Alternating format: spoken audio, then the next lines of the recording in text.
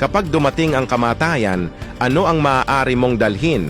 Kayamanan, kagandahan, o bahay mo? Huwag ipagmaayabang ang iyong hitsura dahil ito ay kumukupas. Huwag mong iparada ang iyong mamahaling damit dahil kapag namatay ka, isusuot mo ang puting tela na nakatakip sa iyong katawan.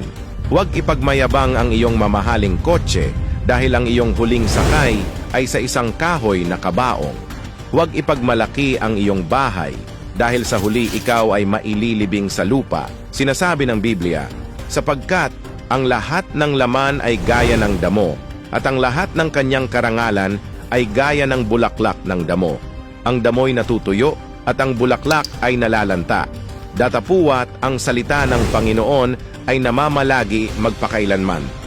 Lahat ng bagay sa mundo ay maglalaho at tanging ang iyong relasyon sa Diyos lamang ang mananatili magpawalang hanggan. Handa ka bang gawing unang prioridad ang Diyos sa iyong buhay?